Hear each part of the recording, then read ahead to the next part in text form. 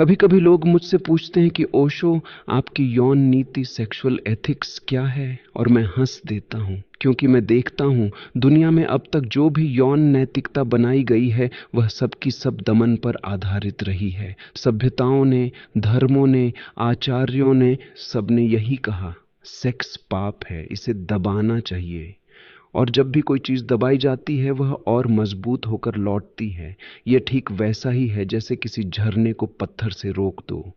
ऊपर से तो लगता है पानी थम गया, लेकिन भीतर भीतर दबाव बढ़ता जाता है। एक दिन वही झरना विस्फोटक होकर सब बांध तोड़ देता है। आज का मानव पूरी तरह से बंधा हुआ और टूटा हुआ है। उसके भीतर छिपे झरने ने पागलपन, हिंसा और वेश्यावृत्ति का रूप ले लिया है। और अजीब बात यह है कि इन बीमारियों की जड़ वही धर्म है जिन्होंने सेक्स को दबाने की शिक्षा दी।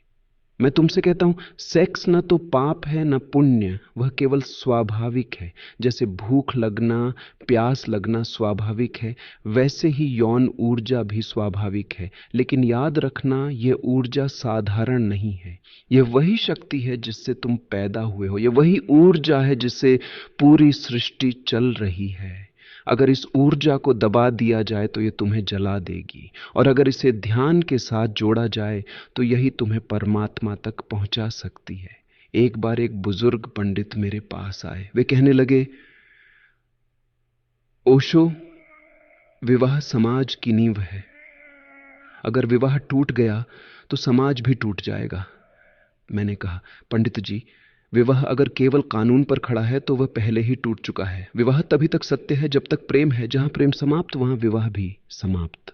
सोचो, अगर एक पुरुष और एक स्त्री प्रेम से साथ रहते हैं तो उनका मिलन दिव्य है। लेकिन अगर प्रेम चला गया और केवल कानून बचा रह गया तो वही मिलन वेश्यावृत्ति से भी बुरा है। क्योंकि वेश्या के पास जाओ तो साफ है, एक रात का सौदा है, कम से कम वहां कोई धोखा नहीं है। लेकिन विवाह में लोग जीवन भर प्रेम की शपथ लेते हैं, और हनीमून खत्म होते होते प्रेम भी गायब हो जाता है। फिर बचता है सिर्फ धोखा, समझौता और मजबूरी, और यह अनैतिक है। जीवन में कुछ भी स्थायी नहीं है। फूल खिलेगा तो मुरझाएगा भी, प्रेम भी फूल है। अगर तुम स्थायित्व चाहते हो तो तुम्हारे हाथ प्लास्टिक के फूल आएंगे। आज दुनिया में यही हो रहा है। लोग असली प्रेम छोड़कर प्लास्टिक विवाह में जी रहे हैं। न जीवन है, न सुगंध, केवल नकलीपन।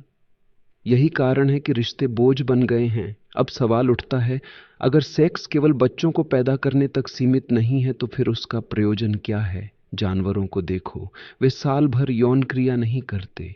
केवल मौसम आता है कुछ हफ्तों के लिए और वे अपना काम पूरा कर लेते हैं। लेकिन मनुष्य में 12 महीने यौन ऊर्जा जागृत रहती है। क्यों?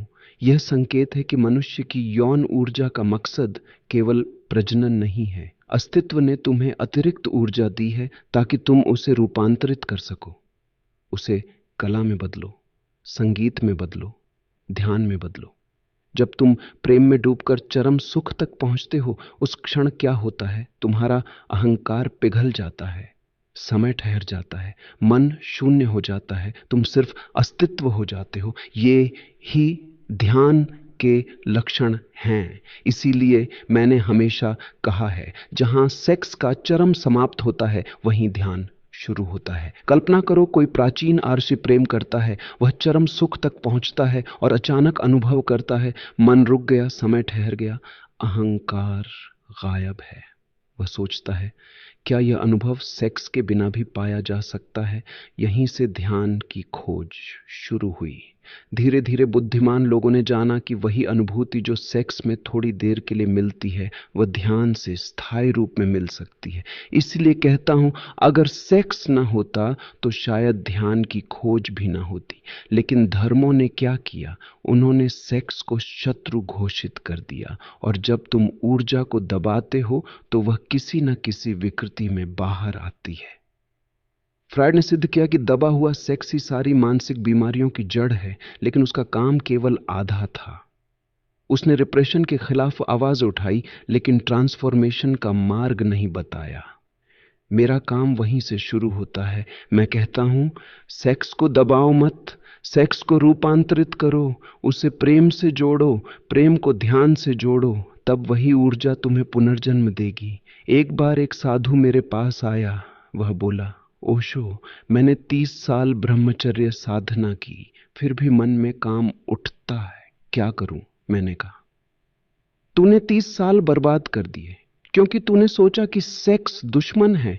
वह दुश्मन नहीं है, वह तेरी मित्र ऊर्जा है। अगर तू उसे स्वीकार कर ले और ध्यान में बदल दे तो वही ऊर्जा तुझे मुक्त कर सकती है। याद रखना, अगर अस्तित्व ने मनुष्य को इतना बड़ा भंडार दिया है तो उसके पीछे कोई अर्थ है।